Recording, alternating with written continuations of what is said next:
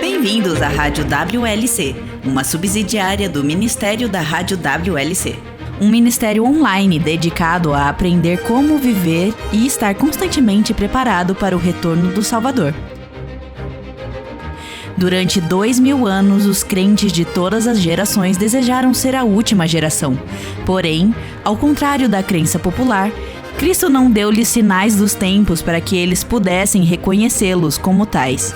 Em vez disso, ele os advertiu uma vez após a outra que a sua vinda pegaria de surpresa até mesmo os escolhidos.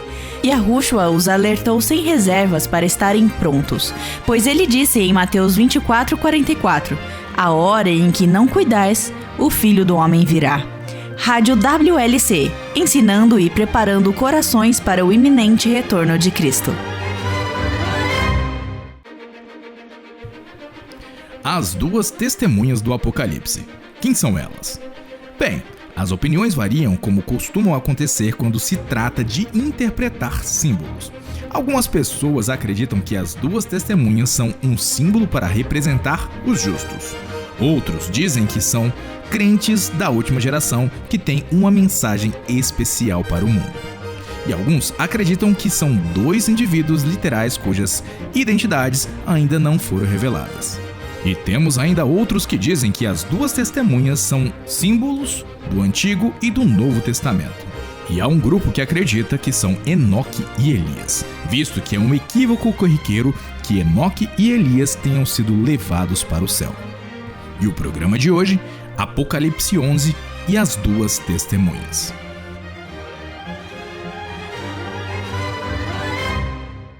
Mas quem são realmente as duas testemunhas?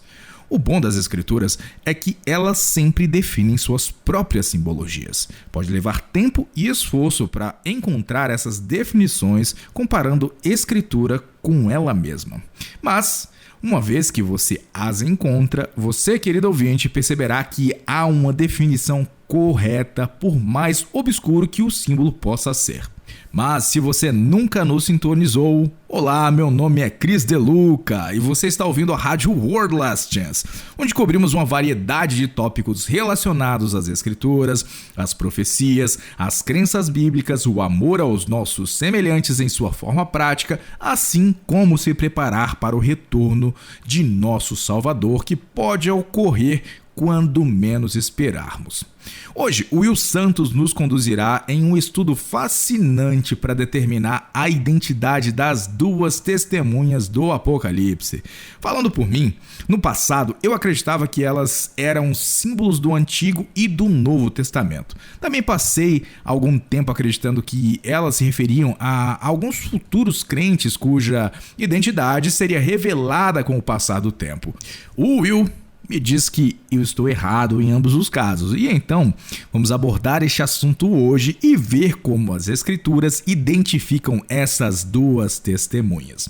Depois, a Laura Lee tem uma promessa encorajadora para qualquer pessoa que esteja lutando para colocar comida na mesa.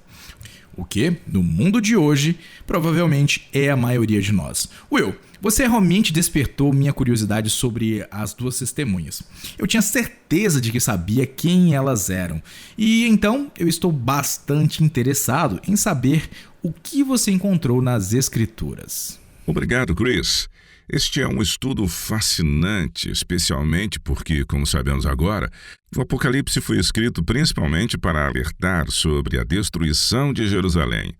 Com exceção de alguns capítulos que se encontram no final desse livro, que falam do retorno de Yahushua e do estabelecimento do reino de Yahuwah, todos os demais capítulos é uma antevisão dos eventos que cercaram a queda de Jerusalém em 70 depois de Cristo.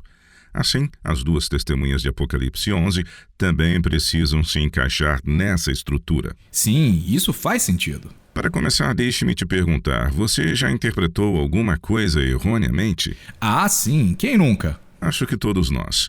Os símbolos podem ser meio complicados porque, por sua própria natureza, você pode interpretá-los de várias maneiras.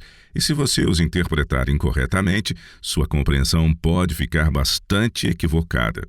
Bem, isso não é uma ilustração perfeita, mas eu me deparei com uma história engraçada online que ilustra bem o que quero dizer.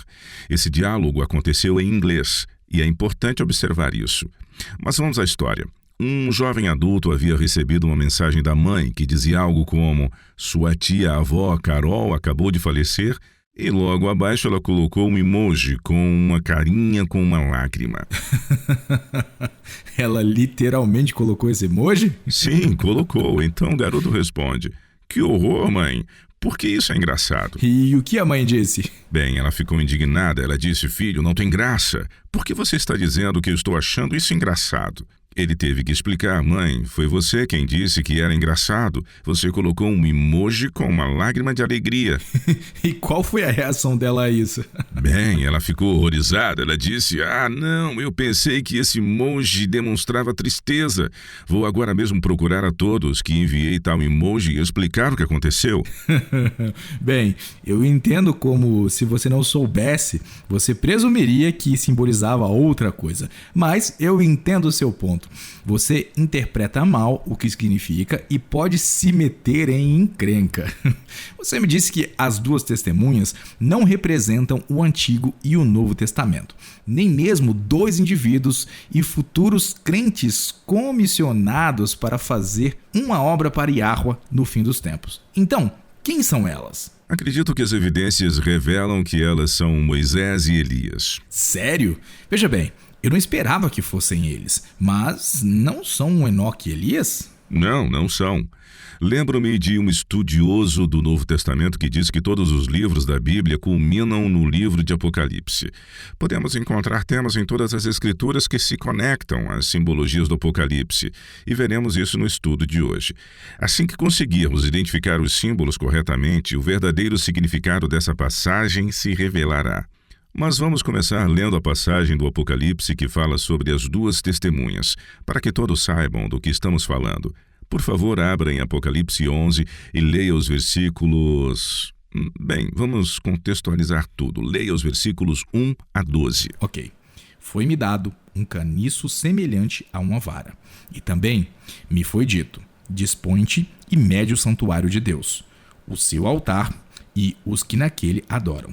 Mas deixa de parte o átrio exterior do santuário e não o meças, porque foi ele dado aos gentios, estes por 42 meses. Chris, vou te interromper muito que rapidamente. Um dos princípios da interpretação bíblica é que quando conseguimos interpretar algo literalmente e quando faz sentido, então é isso que devemos fazer. Muitas pessoas sinceras podem se desviar bastante ao colocar um tipo de simbologia em algo que deve ser entendido literalmente e literalizar símbolos. Aqui, João é instruído a medir o templo de Deus. Bem, depois da queda de Jerusalém, isso nem foi possível, porque o templo havia sido destruído. Este é um dos detalhes que nos permite identificar que o livro do Apocalipse estava antevendo a queda de Jerusalém. Continue. Ok. Darei as minhas duas testemunhas que profetizem por 1260 dias, vestidas de pano de saco. São estas as duas oliveiras e os dois candeeiros que se acham em pé diante do Senhor da terra. Se alguém pretende causar-lhes dano, sai fogo da sua boca e devora os inimigos. Sim, se alguém pretender causar-lhes dano, certamente deve morrer. Elas têm autoridade para fechar o céu, para que não chova durante os dias em que profetizarem. Têm autoridade também sobre as águas, para convertê-las em sangue, bem como para ferir a terra com toda sorte de flagelos, tantas vezes quantas quiserem. Quando tiverem, então, concluído o testemunho que devem dar, a besta que surge do abismo pelejará contra elas, e as vencerá e matará, e seu cadáver ficará estirado na praça da grande cidade, que espiritualmente se chama Sodoma e Egito, onde também o seu Senhor foi crucificado. Então, muitos dentre os povos, tribos, línguas e nações contemplam os cadáveres das duas testemunhas por 3 dias e meio, e não permitem que esses cadáveres sejam sepultados. Os que habitam sobre a terra se alegram por causa deles. Realizarão festas e enviarão presentes uns aos outros, porquanto esses 2 profetas atormentaram os que moram sobre a terra. Mas, depois dos 3 dias e meio, um espírito de vida, vindo da parte de Deus, neles penetrou, e eles se ergueram sobre os pés. E aqueles que os viram sobreveio grande medo, e as 2 testemunhas ouviram grande voz vinda do céu, dizendo-lhes: Subi para aqui. E subiram ao céu numa nuvem, e os seus inimigos as contemplaram. Há muitos detalhes extraídos e referências a eventos do Antigo Testamento. Quando descobrirmos a que se referem, veremos que eles identificam Moisés e Elias como as 2 testemunhas. Vamos começar com Elias. Você poderia, Chris, abrir em 1 Reis capítulo 18? Neste capítulo temos o confronto entre Elias e os profetas de Baal para apontar quem era o verdadeiro Deus. O que diz o versículo 21? Então Elias chegou a todo o povo e disse: Até quando cocheareis entre 2 pensamentos? Se Yahua é Deus, segui-o. Se é Baal, segui-o. Porém, o povo nada lhe respondeu. Essa demonstração tinha como fim revelar quem deveria ser adorado. Normalmente, os sacerdotes ateavam fogo em seus sacrifícios, mas Elias tinha um plano para demonstrar quem era o Deus verdadeiro. Continue lendo, versículos 22 a 24. Então disse Elias ao povo: Só eu fiquei dos profetas de Yahua, e os profetas de Baal são 450 homens. Deem-se-nos, pois, 2 novilhos, escolham eles para si um dos novilhos e, dividindo-o em pedaços, o ponha sobre a lenha. Porém, não lhe metam fogo.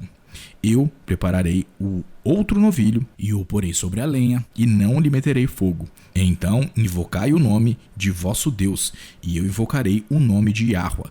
E há de ser que o Deus que responder por fogo, esse é que é Deus. E foi isso que eles fizeram. Na manhã seguinte, os profetas de Baal invocaram seu Deus, pedindo-lhe que queimasse seu sacrifício. Deve ter ficado um pouco cansativo depois de um tempo, porque no versículo 27, aparentemente Elias ficou enfadado e começou a zombar deles. Gritem mais alto! Talvez ele esteja meditando ou dormindo e precise ser despertado. Vamos continuar a história nos versículos 29 e 30. Passando o meio-dia, profetizaram eles, até que a oferta de manjares se oferecesse. Porém, não houve voz, nem resposta, nem atenção alguma. Então Elias disse a todo o povo: Chegai-vos a mim. E todo o povo se chegou a ele. Elias restaurou o altar de Yahua, que estava em ruínas. E esse incidente durou horas. Acho interessante que foi na hora do sacrifício da tarde que Elias basicamente disse: Ok, o tempo acabou, agora é minha vez. E Yahushua expirou na hora do sacrifício da tarde. É isso mesmo. E o que aconteceu depois? Elias preparou seu sacrifício e mandou que despejassem 12 grandes jarros de água sobre o altar. Ele fez isso para dificultar a queima, para que não houvesse dúvidas de que não houve trapaça ou algo do tipo. Vamos ler o que aconteceu em seguida, versículos 35 a 39. Tá.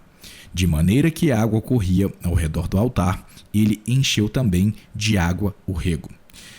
No devido tempo, para se apresentar a oferta de manjares, aproximou-se o profeta Elias e disse: Ó Yahua, Deus de Abraão, de Isaque e de Israel, fique hoje sabido que tu és Deus em Israel, e que eu sou teu servo, e que, segundo a tua palavra, fiz todas estas coisas. Responde-me, Yahua, responde-me, para que este povo saiba que tu, Yahua, és Deus, e que a ti fizeste retroceder o coração deles. Então caiu o fogo de Yahua e consumiu o holocausto, e a lenha, e as pedras, e a terra, e ainda lambeu a água que estava no rego. O que, vendo todo o povo, caiu de rosto em terra e disse: Yahua é Deus, Yahua é Deus. Este foi um confronto entre divindades e que coroou Yahua, sem sombra de dúvida, como o único Deus verdadeiro. Nosso Criador é o único Deus que devemos adorar. Mas vamos voltar para Apocalipse 11. Leia para nós novamente os versículos 5 e 6. pois eles nos dão pistas para identificar as duas testemunhas. Se alguém pretende causar-lhes dano, sai fogo da sua boca e devora os inimigos. Sim, se alguém pretender causar-lhes dano, certamente deve morrer. Elas têm autoridade para fechar o céu, para que não chovas durante os dias em que profetizarem. Tem autoridade também sobre as águas para convertê-las em sangue, bem como para ferir a terra com toda sorte de flagelos, tantas vezes quantas quiserem. Foi por intermédio da palavra de Elias que o fogo caiu do céu e consumiu seu sacrifício. Nós não lemos essa parte, mas foi depois de uma seca de 3 anos que tudo isso se passou. O próprio Elias havia anunciado que a seca levaria o povo de Israel de volta à adoração ao Deus verdadeiro. O que ele disse em 1 Reis 17, verso 1. Então, Elias, o tesbita dos moradores de Gileade, disse a Acabe: tão certo como vive Yahua, Deus de Israel, perante cuja face estou, nem orvalho, nem chuva haverá nestes anos, segundo a minha palavra. Este é um detalhe interessante. Foi somente pela palavra de Elias que a seca finalmente chegou ao seu fim. Uma característica identificadora das testemunhas em Apocalipse 11 é o quê? Versículo 6. Elas têm autoridade para fechar o céu, para que não chova durante os dias em que profetizarem. Isso mesmo. Quando passamos por todas as histórias da Bíblia, quem foi o único que procedeu assim? Foi Elias. Mas há 2 testemunhas. Leia o restante do versículo 6. O que mais as diferencia? Tem autoridade também sobre as águas para convertê-las em sangue, bem como para ferir a terra com toda sorte de flagelos, tantas vezes quantas quiserem. Quem faz tais prodígios? Cristo transformou água em vinho, mas quem transformou água em sangue? Quem feriu a terra com pragas, de modo que a terra produziu rãs, piolhos, moscas, gafanhotos, granizos, chagas, bem como a morte do gado e dos primogênitos? Foi Moisés que esteve à frente desses acontecimentos. Você está correto. Obviamente, tanto para Elias quanto para Moisés foi o poder de Yahua que operou por meio deles, mas eles estavam na posição de Yah diante do povo. Eles eram testemunhas de Yahua naquela época, como também são testemunhas novamente em Apocalipse 11. Você já se perguntou como as pessoas nos dias de Cristo podiam ser enganadas, levando-as a pensar que os fariseus eram espiritualmente superiores a todos os outros? Eu já. Hoje, fariseus são sinônimos de hipocrisia e eu sinceramente me pergunto como alguém no Israel do primeiro século podia ser enganado por pessoas que o próprio Cristo descreveu como tolas e guias de cegos. Mas será possível que os cristãos de hoje, na prática, estejam caindo na mesma armadilha de serem fariseus?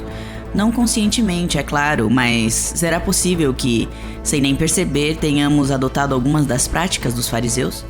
Will Santos acredita que a resposta é sim. O programa 91, intitulado Cuidado com o Fermento Mortal, explora as maneiras pelas quais os crentes modernos caíram nas más práticas espirituais dos fariseus. Ouça o programa 91 para descobrir quais são elas e o que você pode fazer para evitá-las. O título é Cuidado com o Fermento Mortal no www.wordlastchance.com/português.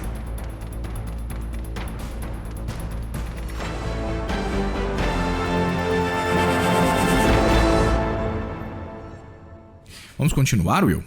A ideia de que Moisés e Elias são as 2 testemunhas faz sentido. Eles se apresentaram diante de governantes despóticos e converteram o coração do povo a Yahua. Sim, eles já haviam atuado como testemunhas em favor de nosso Pai. Abra Chris em Mateus 17 e leia os versículos 1 a 8. Certo.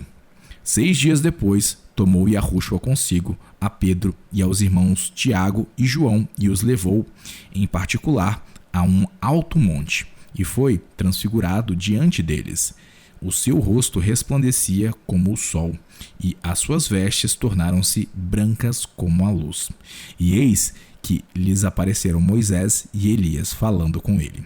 Então disse Pedro a Yahushua: Senhor, bom é estarmos aqui. Se queres, farei aqui 3 tendas, uma será tua, outra para Moisés, outra para Elias. Não tem como não amar Pedro, pois não há ocasião em que ele não encontre algo para desabafar. É verdade. Se alguém tão impetuoso quanto Pedro consegue ser tão próximo de Cristo, isso me dá esperança. Continuando. Falava ele ainda quando uma nuvem luminosa os envolveu. E eis vindo da nuvem uma voz que dizia: Este é o meu filho amado, em quem me comprazo. A ele ouvi. Ouvindo-a, os discípulos caíram de bruços, tomados de grande medo. Aproximando-se deles, tocou-lhes Yahushua, dizendo: Erguei-vos e não temais. Então, eles, levantando os olhos, a ninguém viram, senão Yahushua. Há vários pontos aqui que nos interessam para a discussão de hoje. No versículo 5, lemos que uma nuvem luminosa os envolve, e eis que uma voz sai do meio dela. Agora, não desmarque este texto e volte para Apocalipse 11. O que diz o versículo 12? E as duas testemunhas ouviram grande voz vinda do céu, dizendo-lhes: Subi para aqui. E subiram ao céu numa nuvem, e os seus inimigos as contemplaram. Neste verso há uma correspondência temática que nos ensina que quando defendemos Yahuwah como suas testemunhas, ele sempre estará ao nosso lado e nos assistindo. E isso é importante porque, assim como Moisés e Elias foram testemunhas de Yahuwah, os 3 discípulos que tiveram o privilégio de serem prova ocular da transfiguração deveriam, por sua vez, testemunhar o que tinham visto. O que diz o versículo 9? E descendo eles do monte, ordenou-lhes Yahushua: A ninguém conteis a visão, até que o Filho do Homem ressuscite dentre os mortos. Quando somos privilegiados com mais luz vinda do céu, espera-se que sejamos testemunhas de Yahuwah e a compartilhemos com outros. Mas por que Moisés e Elias? Eu entendo porque as pessoas pensam que poderia ter sido Enoque e Elias, uma vez que elas partem da suposição de que ambos foram levados para o céu em vida. E eu gostaria apenas de inserir aqui, bem rapidamente, que embora Yahuwah os tenha transportado, na verdade, ele não os levou para o céu. Sabemos disso por meio dos períodos ou datas que as escrituras informam. Elias enviou uma mensagem a um rei, e não me lembro quem foi, depois de ter sido levado por uma carruagem de fogo. Portanto, a suposição de que eles foram transladados sem ver a morte é incorreta. Mas, com essa suposição, eu entendo porque as pessoas imaginariam que Enoque e Elias seriam as duas testemunhas. Mas por que Moisés e Elias? E qual é o sentido de eles assumirem essa função de testemunhas? Essas são ótimas perguntas. Bem, na mente judaica, Moisés era sinônimo como se ele fosse a lei. Você lembra da mulher apanhada em adultério? Quando a arrastaram para diante de Cristo, o que eles disseram? Eles disseram que Moisés, na lei, ordenou que tais pessoas fossem apedrejadas. Na verdade, a lei e os profetas era uma expressão idiomática que eles usavam para se referir à Bíblia em sua totalidade. É claro que, como o Novo Testamento ainda não havia sido escrito, eles estavam se referindo apenas ao Antigo Testamento. Encontramos essa frase usada várias vezes no Novo Testamento. Ao falar da chegada de uma nova era anunciada pela pregação de João Batista, Yahushua disse: A lei e os profetas vigoraram até João. Isso está em Lucas 16:16. Encontramos também essa fala do Sermão da Montanha. Você poderia ler Mateus 7, versículo 12? Tudo quanto, pois, quereis que os homens os façam, assim fazei vós também a eles, porque esta é a lei e os profetas. Costumamos nos lembrar de Elias pelos milagres que ele realizou, mas ele também era um profeta. Ele profetizou que não haveria chuva até que o povo de Israel retornasse à adoração ao Deus do céu. Portanto, Moisés e Elias tipificam a lei e todos os profetas.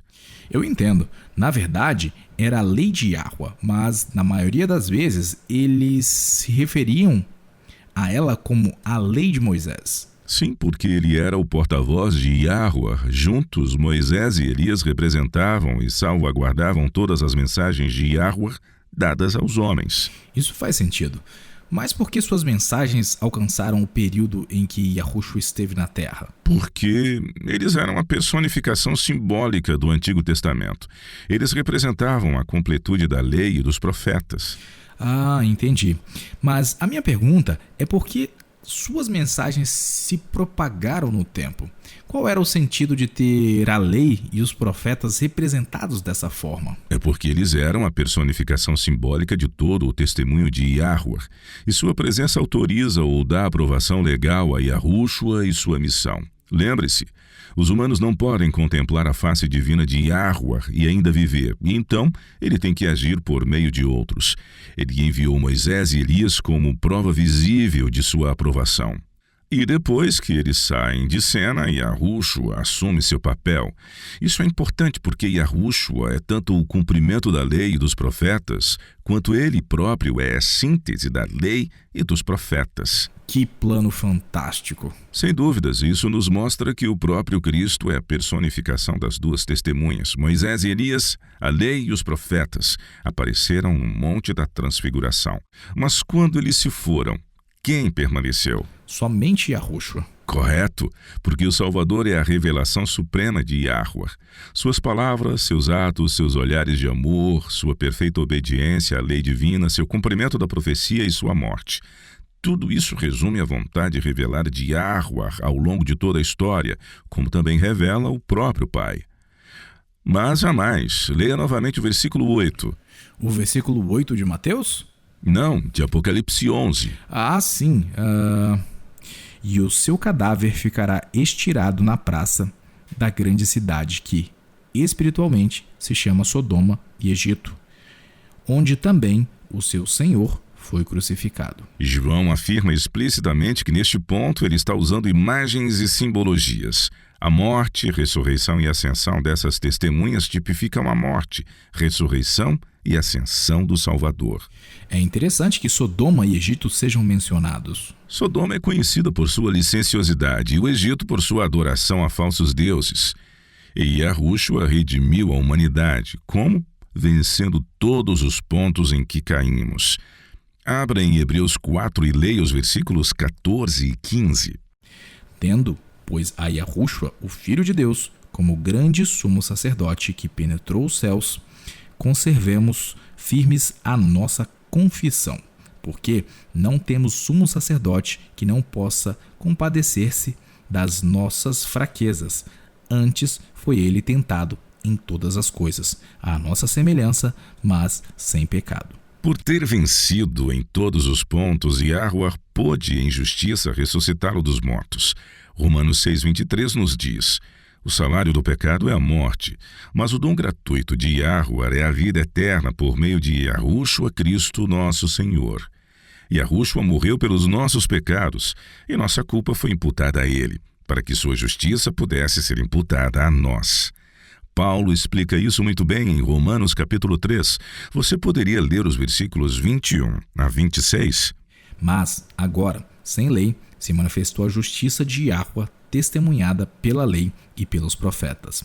Justiça de Yahuwah mediante a fé em Yahushua Cristo, para todos e sobre todos os que creem, porque não há distinção, pois todos pecaram e carecem da glória de Yahuwah, sendo justificados gratuitamente por sua graça, mediante a redenção que há em Cristo Yahushua, a quem Yahuwah propôs no seu sangue como propiciação mediante a fé, para manifestar a sua justiça, por ter Yahuwah, na sua tolerância, deixado impunes os pecados anteriormente cometidos, tendo em vista a manifestação da sua justiça no tempo presente, para ele mesmo ser justo e o justificador daquele que tem fé em Yahushua. Todo esse ajuste onde os nossos pecados foram permutados pela sua justiça está posto nesta declaração no versículo 8 de Apocalipse 11, onde diz que os corpos das testemunhas jazem na grande cidade, que figurativamente são chamadas de Sodoma e Egito. E assim, para garantir que não haja qualquer dúvida, João acrescenta, onde também o seu Senhor foi crucificado. E sabemos onde isso ocorreu. Sim, foi em Jerusalém. Uma vez que entendemos que Yahushua é o próprio cumprimento e a síntese de todas as relações de Yahuwah com a humanidade ao longo da história, podemos começar a ver a sobreposição. Assim como os cordeiros sacrificiais eram tipos do Salvador, as duas testemunhas também são tipos de nosso Salvador. E Yahushua é o grande antítipo para o qual todos os tipos apontavam. Dessa forma, a história das duas testemunhas de Yahuwah é a história de Cristo. E a história de Cristo é a história das duas testemunhas, porque as duas testemunhas são igualmente Cristo, a lei e os profetas, assim como a lei e os profetas apontam, predizem e descrevem Cristo. Uau, isso é profundo e maravilhoso. Will, você poderia explicar o que significa o versículo 4? Deixe-me ler novamente. Ao falar sobre as duas testemunhas, diz: são estas as duas oliveiras e os dois candeeiros que se acham em pé diante do Senhor da terra. Não entendi sobre essa referência mencionada aqui. Para entender essa referência, precisamos voltar ao Antigo Testamento. Você se lembra que todos os livros culminam no livro do Apocalipse? Bem, esta é uma referência a Zacarias capítulo 4. Por que você não abre lá para nós e lê os versículos 1 a 6? Tornou o anjo que falava comigo e me despertou, como a um homem que é despertado do seu sono, e me perguntou: que vês? Respondi: olho, e eis um candelabro todo de ouro e um vaso de azeite em cima, com as suas 7 lâmpadas e 7 tubos, um para cada uma das lâmpadas que estão em cima do candelabro. Junto a este, 2 oliveiras, uma à direita do vaso de azeite e a outra à sua esquerda. Então perguntei ao anjo que falava comigo: meu senhor, que é isto? Respondeu-me o anjo que falava comigo: não sabes tu que é isto? Respondi: não, meu senhor. Prosseguiu ele e me disse: esta é a palavra do Senhor a Zorobabel, não por força nem por poder, mas pelo meu espírito, diz Yahuwah dos exércitos. E os versículos 11 a 14? Prossegui e lhe perguntei: que são as 2 oliveiras à direita e à esquerda do candelabro? Tornando a falar-lhe, perguntei: que são aqueles 2 raminhos de oliveira que estão junto aos 2 tubos de ouro que vertem de si azeite dourado? Ele me respondeu: não sabes que é isto? Eu disse: não, meu senhor. Então ele disse: são os 2 ungidos que assistem junto ao Senhor de toda a terra. É aqui que encontramos a imagem de Apocalipse 11. As oliveiras estão carregadas de azeitonas e elas propiciam o óleo que mantém as lâmpadas no candelabro de 7 hastes do templo e que permanecem constantemente acesas. Tudo isso é muito simbólico. E João está aplicando esse simbolismo às suas 2 testemunhas, dizendo que a lei e os profetas são os que viabilizam ou proporcionam que a luminosidade permaneça constante. Ouvi dizer que o óleo é o Espírito Santo, não é? Claro que sim, mas o que o Espírito usa é a palavra de Yahuwah registrada na lei e nos profetas, a fim de que nossas mentes e corações sejam persuadidos. Isso nos ensina a importância de permanecermos na palavra de Yahuwah e meditar nela. Você está ouvindo a rádio World Last Chance, rádio WLC, ensinando e preparando corações para o iminente retorno de Cristo.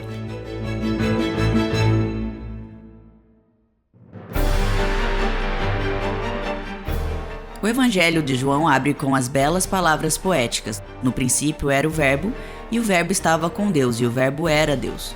Essas palavras, inegavelmente escritas sob inspiração, têm sido consideradas há muito tempo como prova de que Yahushua é divino. Infelizmente, essa interpretação ignora uma infinidade de evidências contextuais de que Yahushua de fato não é divino.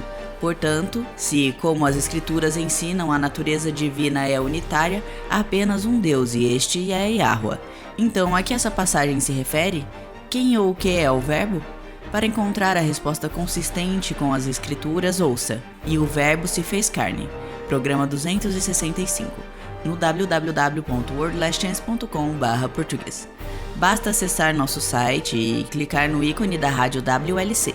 Selecione seu idioma e role para baixo para encontrar o programa 265. E o Verbo se fez carne, porque a verdade nunca se contradiz.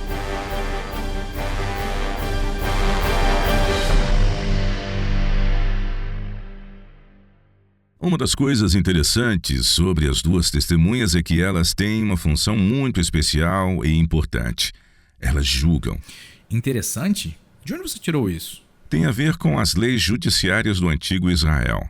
Abra em Deuteronômio 17 e leia o versículo 6.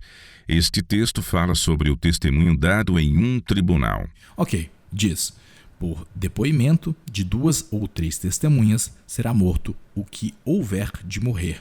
Por depoimento de uma só testemunha não morrerá. Se alguém tivesse cometido um crime deveras hediondo a ponto de ser condenado à morte, eram necessárias no mínimo 2 testemunhas para depor contra ela.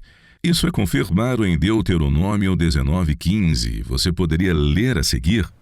Uma só testemunha não se levantará contra alguém por qualquer iniquidade ou por qualquer pecado, seja qual for que cometer. Pelo depoimento de 2 ou 3 testemunhas se estabelecerá o fato. Essa é uma boa salvaguarda para se ter em mente. Assim, não se transforma em uma situação de ele disse, ela disse. Até o termo testemunhas alude ao trabalho judicial que as 2 testemunhas de Apocalipse 11 são chamadas a realizar. O versículo 4 afirma que as 2 testemunhas que se acham em pé diante do Senhor da terra, elas estão cumprindo os requisitos da lei de Moisés e ao se apresentarem como testemunhas antes de julgar Jerusalém. Eu acho isso muito bom. Na verdade, acho meio que nos anima de alguma forma. Quando lemos os relatos históricos da destruição de Jerusalém, percebemos que foi uma cena bastante forte. Acho reconfortante que Yahweh não os tenha destruído sem antes preveni-los do que estava por vir. Exatamente. Vamos ler Jeremias 9, 23 e 24. Tá. Não se glorie o sábio na sua sabedoria, nem o forte na sua força, nem o rico nas suas riquezas, mas o que se gloriar, glorie-se nisto, em me conhecer e saber que eu sou Yahweh, e faço misericórdia, juízo e justiça na terra, porque destas coisas me agrado, diz Yahweh. Servimos a um Deus que se agrada com a justiça. Então, sim, ele garantiria que a destruição nesse nível não ocorresse sem primeiro ter a certeza de que todos soubessem o que estava por vir. As 2 testemunhas, Moisés e Elias, a lei e os profetas, bem como as Escrituras, confirmam a sentença de morte contra a nação israelita de uma forma geral e, em particular, a cidade de Jerusalém. Este princípio de sempre ter 2 testemunhas é muito mais fundamental do que podemos compreender. O próprio Cristo provavelmente tinha esse princípio em mente quando dava instruções sobre como lidar com conflitos interpessoais entre os crentes. Vamos ler Mateus 18, versículos 15 a 19. Ok. Se teu irmão pecar contra ti, vai arguí-lo entre ti e ele só.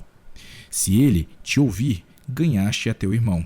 Se, porém, não te ouvir, toma ainda contigo 1 ou 2 pessoas, para que, pelo depoimento de 2 ou 3 testemunhas, toda palavra se estabeleça.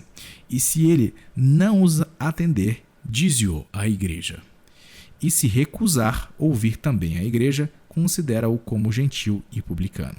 Em verdade vos digo que tudo o que ligardes na terra terá sido ligado nos céus, e tudo que desligardes na terra terá sido desligado nos céus. Em verdade também vos digo que, se 2 dentre vós sobre a terra concordarem a respeito de qualquer coisa que, porventura, pedirem, ser-lhes-á concedida por meu Pai, que está nos céus. Que promessa! Tudo o que ligarmos na terra será ligado no céu, e tudo o que desligarmos na terra será desligado no céu.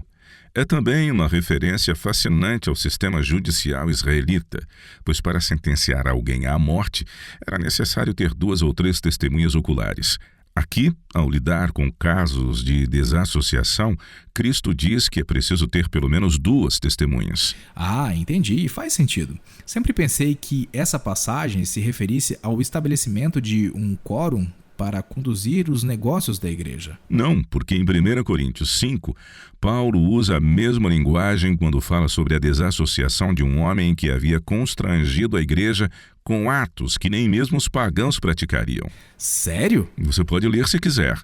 São os 5 primeiros versículos de 1 Coríntios 5.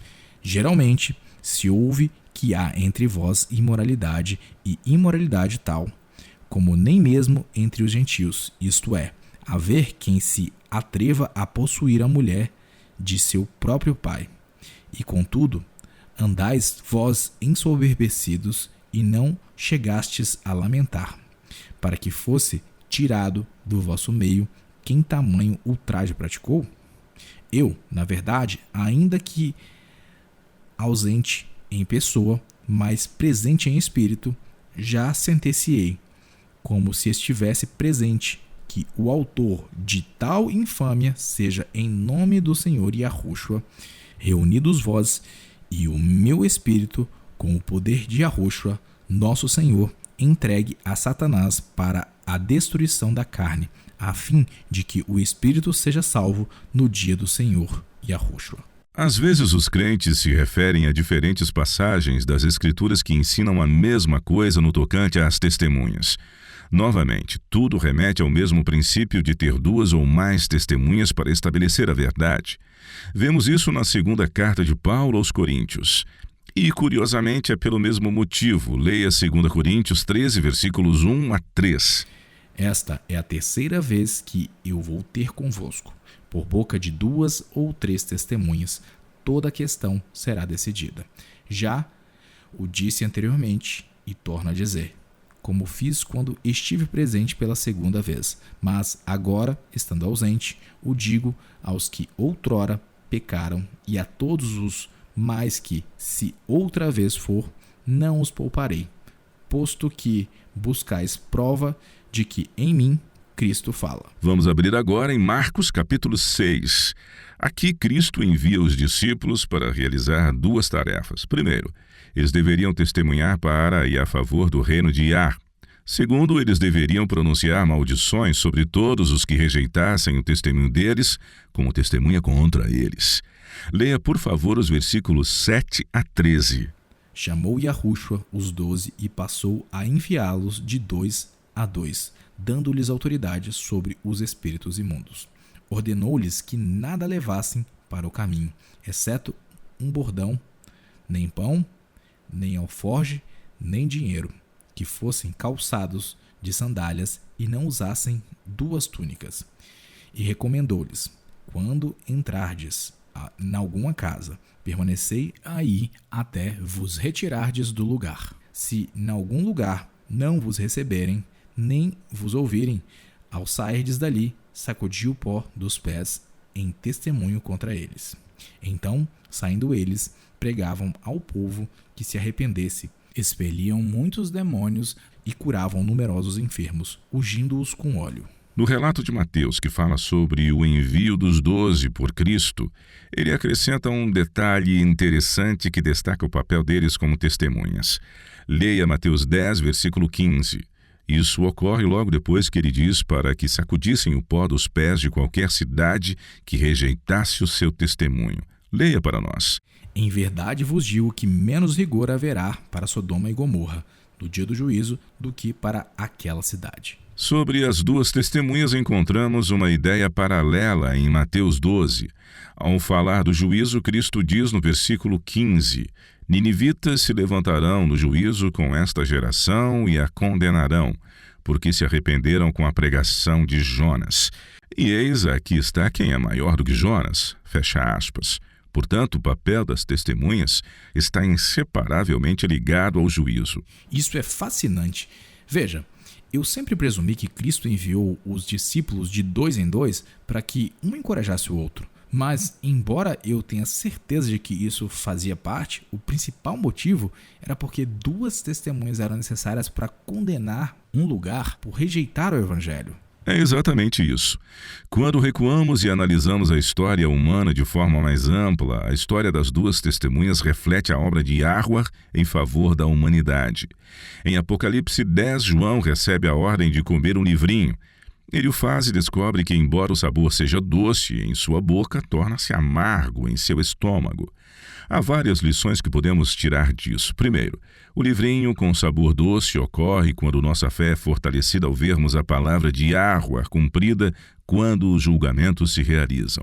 Esse mesmo sabor doce como o mel se torna amargo devido ao sofrimento causado pelos julgamentos no mundo. mas há mais. Abra no primeiro capítulo de Romanos 1, versículos 1 a 3. Você poderia ler isso para nós, Chris? Paulo, servo de Yahushua Cristo, chamado para ser apóstolo, separado para o evangelho de Yahua, o qual foi por Iá, outrora prometido por intermédio dos seus profetas nas Sagradas Escrituras, com respeito a seu filho, o qual, segundo a carne, veio da descendência de Davi. O evangelho foi o quê? Foi prometido. Foi prometido por meio dos profetas nas Sagradas Escrituras. Essas são as duas testemunhas, a lei e os profetas. Assim, o livrinho de Apocalipse 10 pode-se argumentar que essa é a história das duas testemunhas de Yahweh ao longo de toda a cronologia humana. Elas defenderam a verdade, declarando-a e testemunhando o erro e o pecado. Elas testificaram repetidamente sobre o caráter de Yahweh, conforme delineado em sua lei. E, no entanto, mesmo com esse testemunho, qual tem sido a reação do mundo às testemunhas de Yahweh? Salmo 2, versículos 1 a 3. Porque se enfurecem os gentios e os povos imaginam coisas vãs? Os reis da terra se levantam e os príncipes conspiram contra Yahweh e contra o seu ungido, dizendo: rompamos os seus laços e sacudamos de nós as suas algemas. O resultado da rejeição das testemunhas de Yahweh é apresentado nas palavras de Cristo em Mateus 23. São as últimas palavras registradas do Mestre falando no templo antes de sua morte. Leia os versículos 33 a 39. Ok. Serpentes, raça de víboras, como escapareis da condenação do inferno? Por isso, eis que eu vos envio profetas, sábios e escribas. A uns matareis e crucificareis, a outros açoitareis nas vossas sinagogas e perseguireis de cidade em cidade, para que sobre vós recaia todo o sangue justo derramado sobre a terra, desde o sangue do justo Abel até ao sangue de Zacarias, filho de Baraquias, a quem matastes entre o santuário e o altar. Em verdade vos digo que todas estas coisas hão de vir sobre a presente geração. Jerusalém, Jerusalém, que matas os profetas e apedrejas os que te foram enviados. Quantas vezes quis eu reunir os teus filhos, como a galinha ajunta os seus pintinhos debaixo das asas, e vós não quisestes? Eis que a vossa casa vos ficará deserta. Declaro-vos, pois, que desde agora já não me vereis, até que venhais a dizer: bendito o que vem em nome do Senhor. A destruição que se abateu sobre Jerusalém é apenas um tênue prenúncio da destruição que recairá sobre o mundo inteiro no julgamento final, quando todos os que continuarem a rejeitar as testemunhas de Yahweh terão o julgamento pronunciado sobre eles. Felizmente, ainda há tempo para aceitar a misericórdia de Yahweh.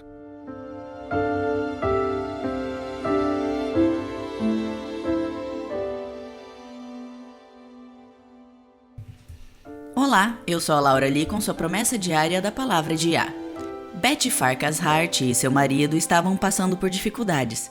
Seu esposo estava desempregado e Betty sustentava a família enquanto o marido ficava em casa com os 2 filhos pequenos. As pessoas tentavam animar o jovem casal dizendo-lhes: pensem positivo, vocês vão conseguir. E eles venceram tal situação. Betty e o marido sempre procuraram manter o foco no que é positivo.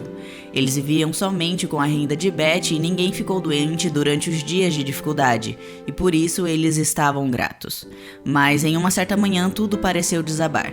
O esposo de Betty perguntou-a se ela tinha algum dinheiro, pois ele gostaria de comprar algumas coisas para casa. Ela respondeu que não tinha nada. Vou comprar com nosso cartão de crédito, disse ele, mas não havia mais limite de crédito disponível. Era uma terça-feira e o dia de pagamento da esposa só seria na sexta. Ao sair para o trabalho, Betty quebrou a cabeça tentando descobrir onde poderia pedir algum dinheiro emprestado, mesmo que uns $20 até o dia do pagamento. Ela não queria se indispor com seus colegas de trabalho, mas tinha que alimentar a família. O que ela faria se ninguém pudesse lhe emprestar algum dinheiro? Ela chegou ao local de trabalho em pânico e foi direto ao vestiário dos funcionários. Lá ela viu um envelope na caixa do correio que cada funcionário tinha, e ela achou isso muito estranho. Beth abriu o envelope e dentro havia um cartão vale-presente de $50. O cartão havia sido dado pelo presidente da empresa. Ele escreveu dizendo que aquele valor era como agradecimento a todos pelo trabalho árduo e pelo cumprimento das metas da empresa. E assim ele estava dando um bônus a todos. Beth ficou pasma, um bônus de $50, exatamente no momento que eles mais precisavam. Ainda no vestiário, um colega de trabalho, Alan, entrou. Ele disse que estava procurando por ela e entregou-lhe seu vale-presente. Eu sei que você tem passado por momentos difíceis ultimamente e gostaria que você aceitasse meu bônus, disse ele. Beth não podia acreditar, $50 são $50. E Alan estava simplesmente dando a seu bônus? Neste momento, mais 2 colegas de trabalho entraram e eles também deram seus bônus a Beth e se recusaram a aceitar um não como resposta. Beth não conseguiu conter as lágrimas. A ajuda, o carinho e a generosidade de seus colegas de trabalho foram simplesmente avassaladores. Obrigada, muito obrigada, ela repetia sem parar em meio às lágrimas, de $0 a $200 em minutos. E Yahweh proveu as necessidades de sua família. O Salmo 22 diz que Yahweh, abre aspas, não desprezou nem abominou a dor do aflito, nem ocultou dele o rosto, mas o ouviu quando lhe gritou por socorro. Os sofredores hão de comer e fartar-se, louvarão a Yahweh os que o buscam. Recebemos grandes e preciosas promessas, vá e comece a reivindicá-las.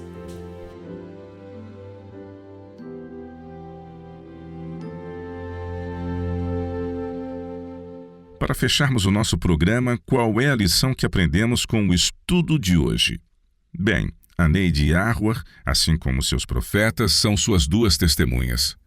Quando perguntaram a Cristo qual é o maior mandamento, você se lembra qual foi a sua resposta? Sim, ele não citou Deuteronômio ou algo assim. Ele disse, amarás Yahweh, teu Deus, de todo o teu coração e de toda a tua alma e de todo o teu entendimento. Este é o grande e primeiro mandamento. O segundo, semelhante a este, é amarás o teu próximo como a ti mesmo. E então Yahushua explicou por que esses eram os grandes mandamentos. No versículo seguinte ele disse, abre aspas, destes 2 mandamentos dependem toda a lei e os profetas. Portanto, lei e profetas estão conectados. A lei é uma transcrição do caráter de Yahweh, revelando que tipo de pensamento e comportamento devemos ter também. Os profetas foram os porta-vozes de Yah para declarar a lei e revelar a vontade de Yahweh à humanidade. Essas testemunhas também nos dizem que no final Yahweh triunfará. E qual é o significado disso para os crentes? O que isso significa? É muito significativo. Esses símbolos nos ensinam muito, como os candelabros diante do Deus de toda a terra. Eles nos ensinam pelo exemplo que também devemos ser uma luz ao mundo. Devemos queimar o óleo puro da lei e irradiar a luz do amor de Yahweh. Agora observe, eu disse que devemos irradiar a luz do amor de Yahweh porque foi isso que Yahushua fez. É o amor que atrai as pessoas. Ser uma luz não é sair por aí condenando pessoas cujas crenças ou sexualidade não estão de acordo com as nossas. Não devemos condenar, julgar e acusá-las. A função do Espírito Santo é convencer do pecado, e não nossa. Devemos ser luz. Devemos refletir o amor de Yahweh, que é o maior poder do universo. A condenação afasta as almas, e só o amor atrai. E qual o significado do óleo ser um símbolo da lei e dos profetas? O que isso significa? E nós também devemos queimá-lo? Significa que os crentes devem ser um povo bíblico, mais do que doutrinariamente sola Escritura. Nossas atitudes e crenças, as escolhas que fazemos, as ações que praticamos, devem ser baseadas nas verdades e princípios ensinados nas Escrituras. Outro ponto que deve fortalecer nossa determinação e nos dar intrepidez é a compreensão de que nosso testemunho, nossa autoridade como testemunhas de Yahweh, repousa em sua palavra e não em nós mesmos. Boa observação, Will.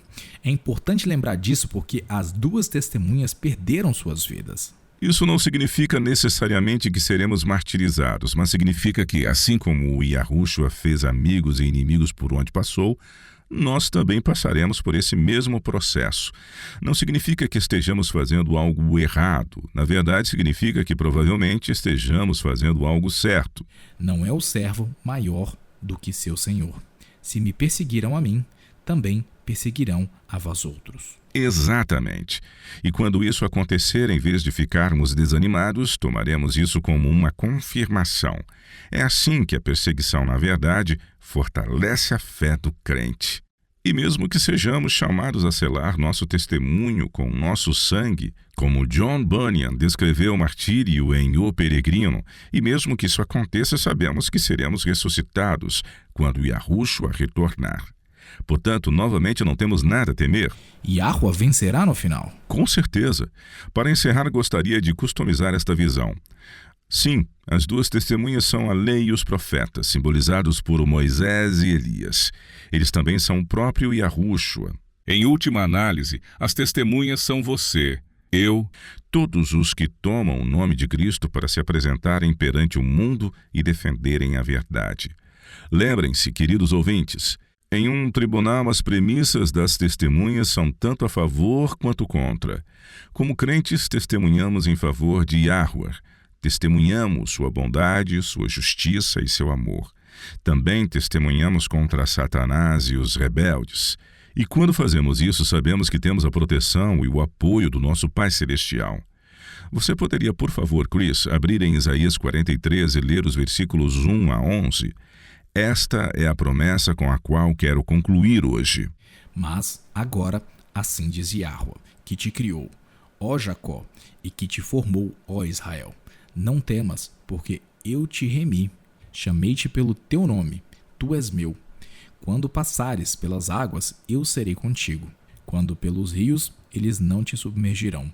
Quando passares pelo fogo, não te queimarás, nem a chama arderá em ti. Porque eu sou Yahuwah, teu Deus, o Santo de Israel, o teu Salvador. Dei o Egito por teu resgate e a Etiópia e Sebá por ti, visto que foste precioso aos meus olhos, digno de honra, e eu te amei. Darei homens por ti e os povos pela tua vida. Não temas, pois porque sou contigo. Trarei a tua descendência desde o Oriente e a ajuntarei desde o Ocidente. Direi ao Norte, entrega, e ao Sul, não retenhas. Trazei meus filhos de longe e minhas filhas das extremidades da terra. A todos os que são chamados pelo meu nome e os que criei para a minha glória e que formei e fiz. Traze o povo que, ainda que tem olhos, é cego e surdo, ainda que tenha ouvidos. Todas as nações congreguem-se e povos reúnam-se. Quem dentre eles pode anunciar isto e fazer-nos ouvir as predições antigas?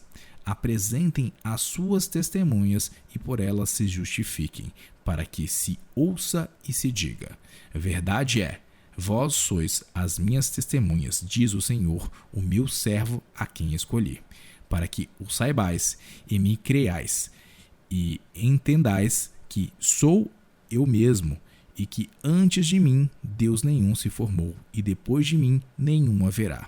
Eu sou Yahuwah, e fora de mim não há Salvador. Com Yahuwah ao nosso lado, não teremos nada a temer.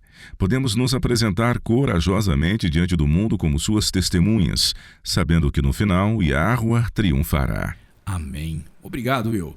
Se você gostou do programa de hoje e gostaria de compartilhá-lo com um amigo ou alguém de sua família, você poderá encontrá-lo em nosso site. Basta acessar o www.worldlastchance.com/português e clicar no ícone Rádio WLC. Procure pelo programa 276, intitulado Apocalipse 11 e as Duas Testemunhas. Mais uma vez, Apocalipse 11 e as Duas Testemunhas, programa 276 no www.worldlastchance.com/português. E obrigado por nos sintonizar no programa de hoje. Esperamos que vocês possam se juntar a nós novamente amanhã. E até lá, e lembrem-se, Yahuwah te ama e ele é digno de confiança.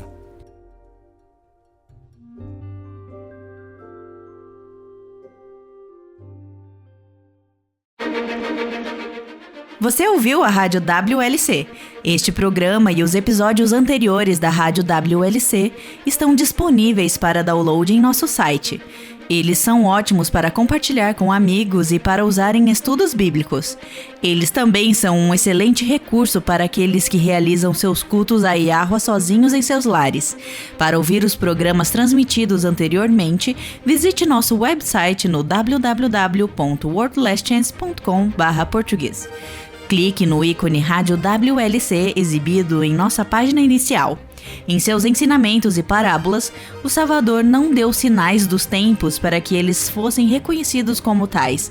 Em vez disso, a essência de sua mensagem era de vigiar sem cessar. Junte-se a nós novamente amanhã para uma outra mensagem repleta de verdades, ao explorarmos vários tópicos que apontam para o retorno do Salvador e de como viver e estar constantemente preparado para recebê-lo de braços abertos quando ele vier. Rádio WLC, ensinando e preparando corações para o retorno iminente de Cristo.